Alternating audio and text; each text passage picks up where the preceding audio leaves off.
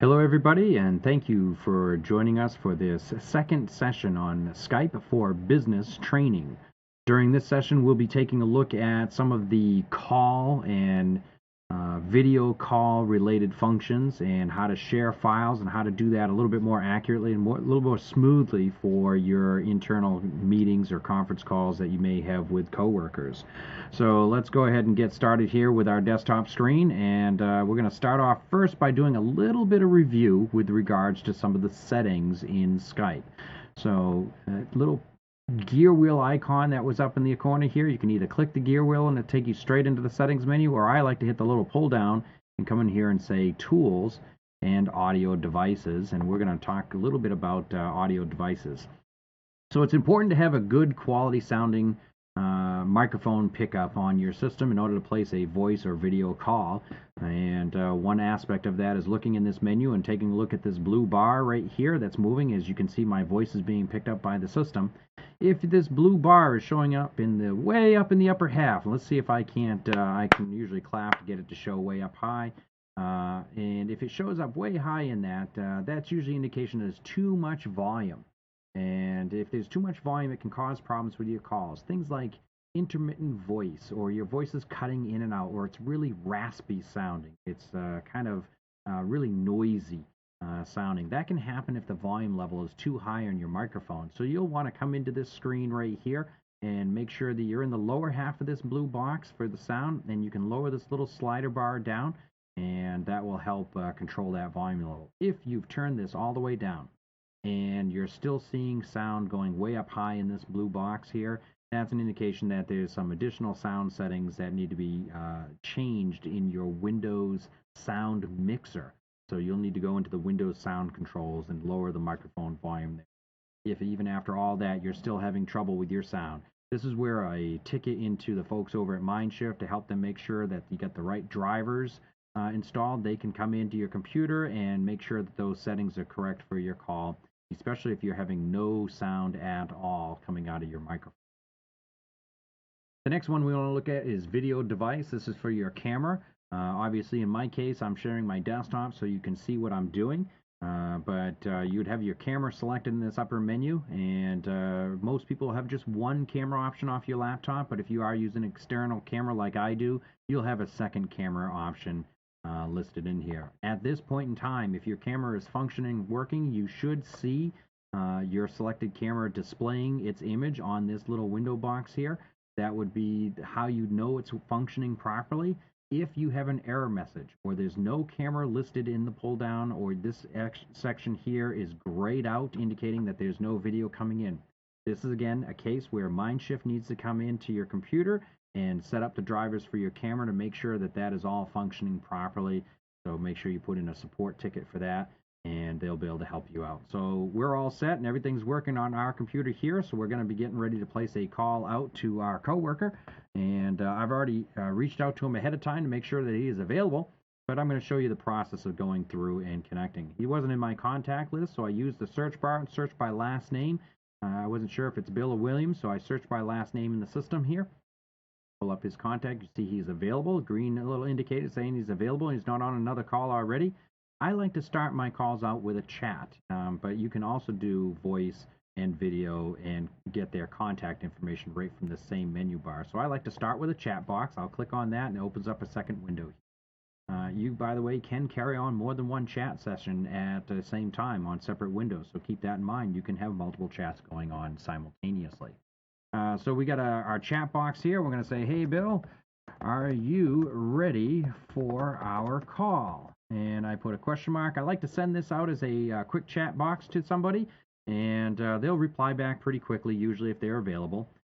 Just a review of the buttons down the bottom. Our call button is still say at the bottom here, video icon, if I could say that correctly, a little video icon. We have our call icon and our share content icon. We're going to start off with a regular call. I'm going to click on that button. It's going to bring up this little box that says Skype call. We'll place our Skype call out to Bill, and hopefully he'll be able to answer that call. I'm going to center this up on our screen, and as it rings through. Hello, Dave. Hello, Bill. Thank you for taking some time today. Ooh, my voice is a little loud, so I'm going to turn it down a little bit on my volume control here in the background. Okay. Great. So hopefully you can hear me okay on this call. Currently, Yeah, I can hear you great. awesome. Thank you. What we're seeing on our desktop screen, the folks for this training are seeing my desktop, which is showing our chat box that I started with. We have your lovely profile shot up on the screen as well. We're going to talk about some of the call controls that are on this screen right now, which will start off with that chat box that we opened up initially. This is great to have open as far as if you're having trouble with a call, maybe you can't hear them or you're having some difficulties or they're not hearing you properly. This is where you can type in messages back and forth in the chat box. You can say, "Hey, I hear you okay, but I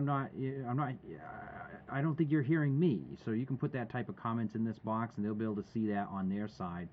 We're working pretty good here, so we don't have that problem. But that's you can see right there. It says Bill Kizak is typing a message, so that tells you he's typing a message into that box right now, and it says, "I hear you fine." So thank you very much for that. We have a control button here on the corner that says has a little gray button. We can turn on and off that chat box, and I can click on that, and you see that chat box goes away. And now we just see the full screen call information. Continuing across the bottom there, actually he mentioned, oh, that's good. He's seeing our profile shot on the other side. My profile picture is showing up on his side of the call. That's great, and that will change obviously when we get into the video call method. Our next button over is our video. You got these 3 blue buttons and the 1 red button. The first one looks like a camera icon. That is our video sharing button. That will turn on our camera so that they can see us, and they have the same. Bill has the same thing on his side of the chat window as well, and he can turn on and off his camera as well. The next one over is our mute button, and then we have our share content. We're going to start off by talking a little bit about that mute button, then we're going to jump on a video here in just a moment. That mute button is very important. So what we want to do is when we're on a call and we're not talking, it's a good idea to mute your microphone. So that way folks aren't hearing background noises, things like this little lovely bag over here, and makes a lot of background noise in here. So we don't want that noise in the background during the call. It's disruptive to everybody else on that call.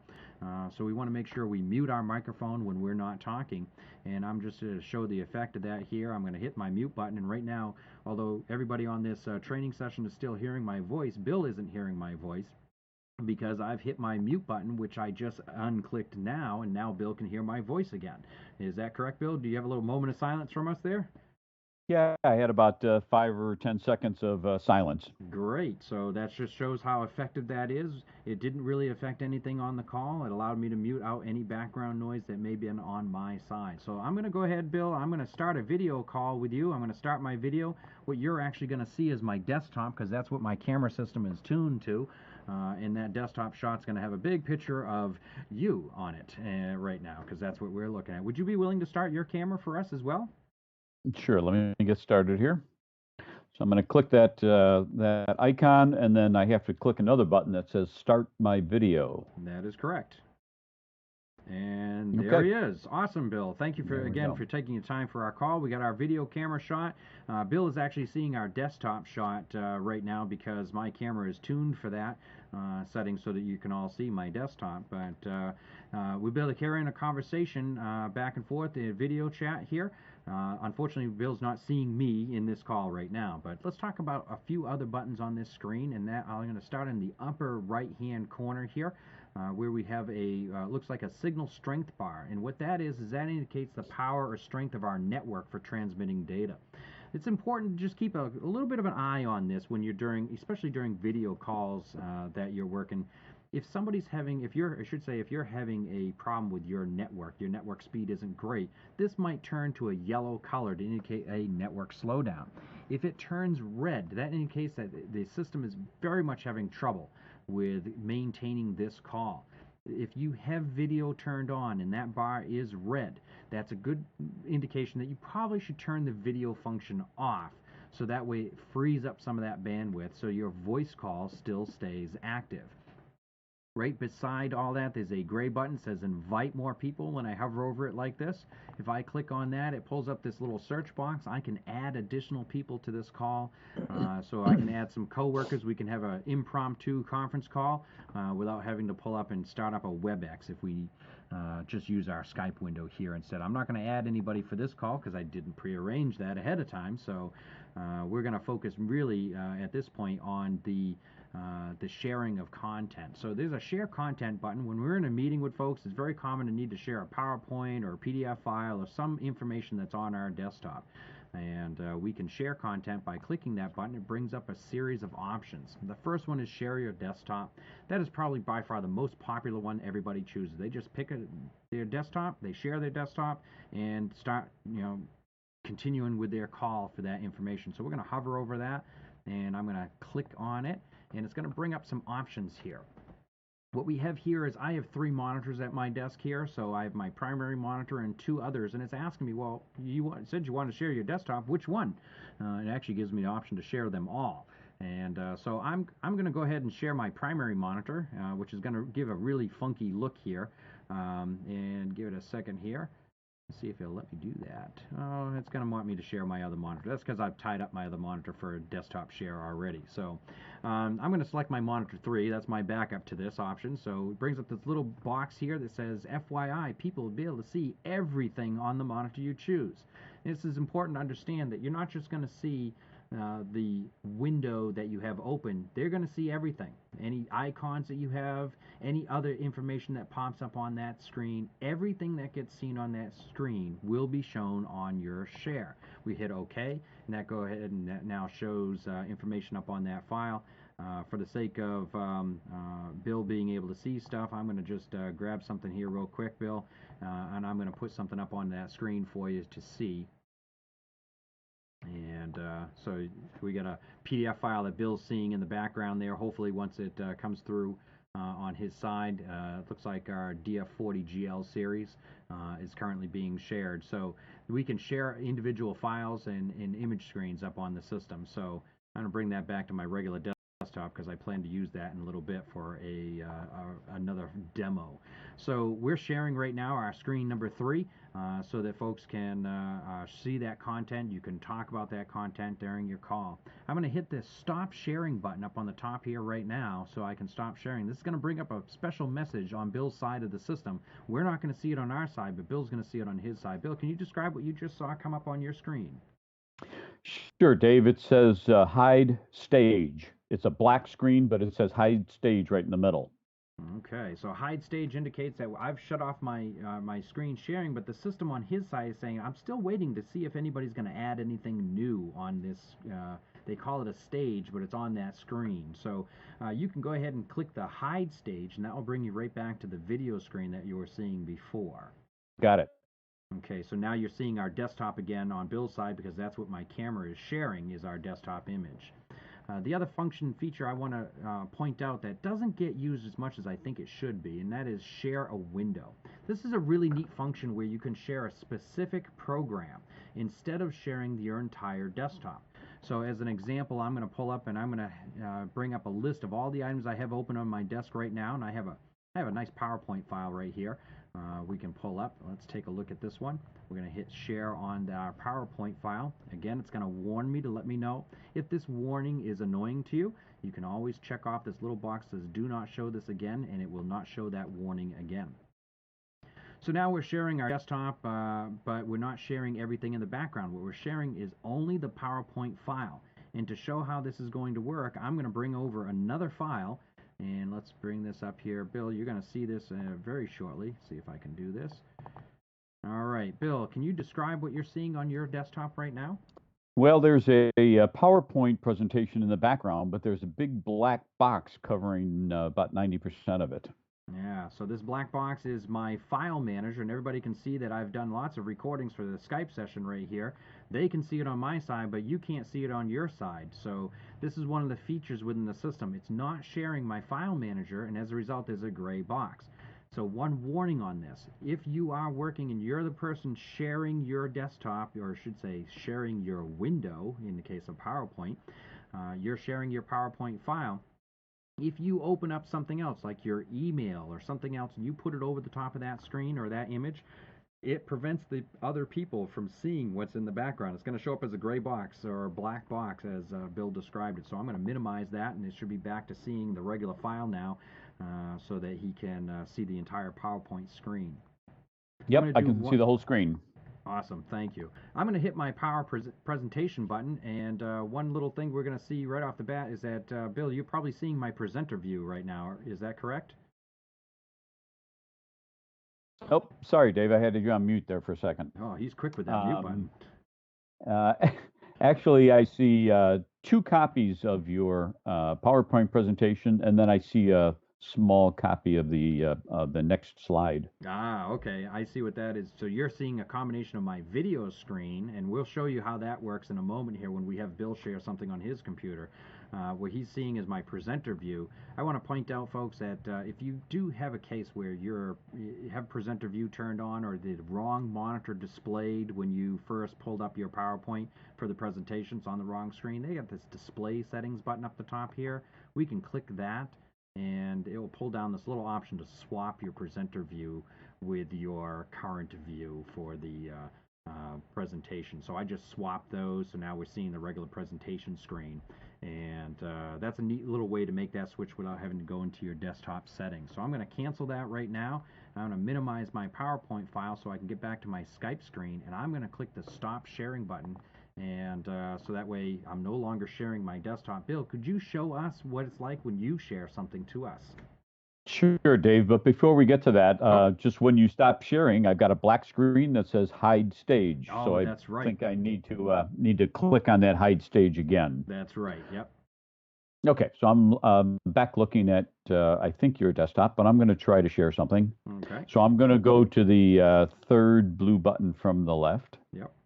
Which says share content, and I'm going to share a window. So instead of sharing my whole desktop, I'm just going to share some specific thing that I want, and I'm going to select my my browser, which has the Hiroshi web page on it, and I'm going to click share, and I'm going to say OK. And very shortly, you should be looking at the Hiroshi.com web page. And we're waiting for that window to come up right now. There it goes, and it is now up on our screen. I'm going to maximize my window so we can see it really well on our screen here. And what you'll notice off to the side in the lower, in our case, in the lower right-hand side, we actually have a image of the of Bill's camera still showing up on our screen, so we can still see him for a chat window. He actually still sees us, but what he's actually seeing is my desktop share on the screen side. So we still have our screen up on there. We got a little bit of glitchiness on our screen right now. I think that's probably related to my camera settings trying to pull up this information. So folks, that normally wouldn't be bouncing around a little bit like that, but it's pretty stable right at this moment as it settles down. We got our screen that we can see what's on his desktop.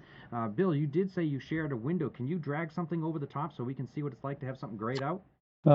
Sure. Give me a second here. Okay, I'm going to open up a Excel file, and I'm going to pull that over the top of that. Oh, look at that. We can't see that. We got a big black box in the middle of our screen, and we can't actually see the Excel file that he said he has opened up in the background. And that's covering up our PowerPoint window here, our web browser window that we're looking at. And we can't actually see that information as a result. So this is a neat way to prevent you from accidentally putting special information up, or if you're pulling up a price or anything like that, or some information you don't want to share with everybody on the call. By sharing a window instead of your desktop, it prevents it from sharing information that you didn't want to share with the group. So I appreciate that, Bill. Can you hit your stop sharing button, which is in the top center of your screen once you get that Excel file out of the way? Yep.